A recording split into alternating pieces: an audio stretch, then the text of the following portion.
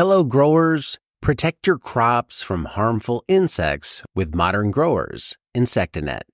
This top-tier insect netting made by Modern Grower shields your plants from pests and harsh weather, boosting your yields without harmful sprays.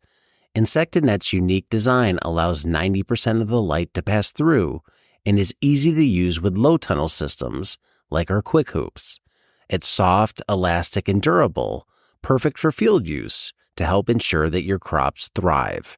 Say goodbye to pest damage and hello to healthier, market-ready produce.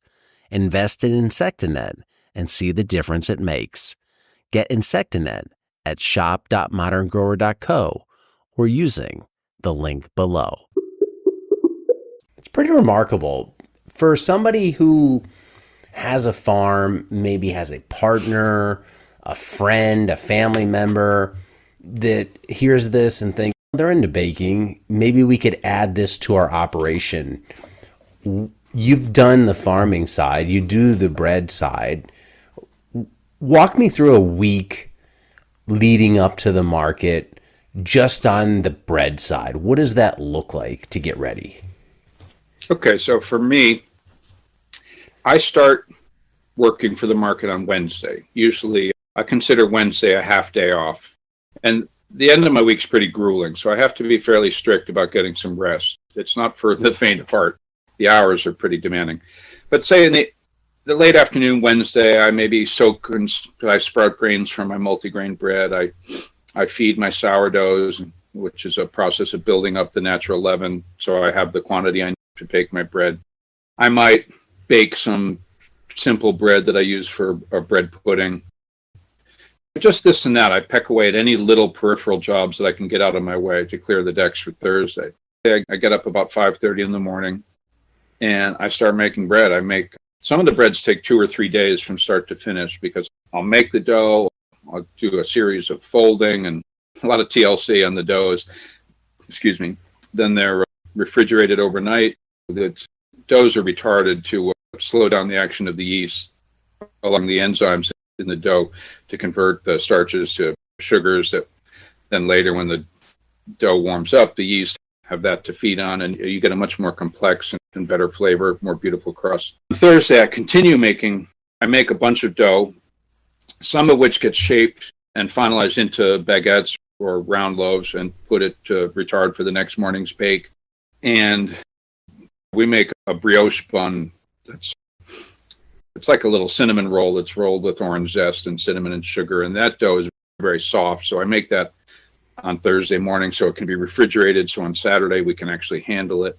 A lot of that kind of strategizing because we're very small, limited equipment.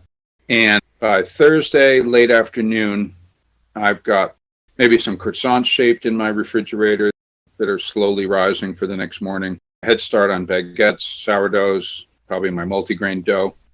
And then Friday's where it really hits the fan. I try to get to bed early if I can on Thursday. Friday, again, I'm up at 5, and that's just full-on dough, baking. My oven's going all day long. It's hot. And I usually work through till about 8 or 9 at night if I'm lucky, have something to eat, relax a bit, grab a couple hours of sleep, and then I'm back up by 1 or 2 in the morning Saturday. And then it's just more of the same until we leave for the market at about 8:30, quarter to 9. So it's intense. Yeah, a lot of grinding there. But for the sales market that generates $2,000 to $3,000 plus a week, you're working a few days a week doing something you like. And at this point, are you glad that you pushed into the breads and aren't just doing the growing? Oh, yeah. I miss some of it, but I really believe this is the nature of small farming.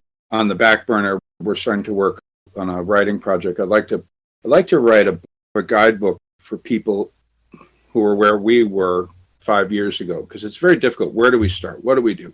Grow more tomatoes, buy a cow? Where do you go? And how do you identify potential niches and then analyze your own strengths and personality and workability and decide where to go? I miss growing the great big long rows of potatoes and some of that, but I'm making money and I work full time here on the farm, and And that's what's allowed me to do it. There's a lot of trade-offs. A lot of big farms don't make any money. You drive around here, there's farms everywhere. A lot of them got a lot of rusting machinery sitting on the side of the road and buildings in disrepair. So we're not in that situation. I have my cows here and I have the time to take care of them and to keep work. I've got to build a new barn. There's a lot of networking that goes on to keeping a small business afloat. So it's when I'm baking, do I feel like I'm farming? I don't have a rake in my hand, no, but it's our cottage industry that keeps the whole thing afloat. And it's great. We both are very happy. Hello, growers. If you enjoy podcasts like this one, tune into my podcast In Search of Soil on YouTube for a deep dive into the mysteries beneath our feet. Join me as I explore topics such as mycorrhizal fungi, mushrooms, compost, biochar, and more. It's a soil nerd's dream. We're going deep. We're talking to scientists about all things soil related. Whether you're a seasoned farmer or a gardener just starting out, our podcast has something for everyone.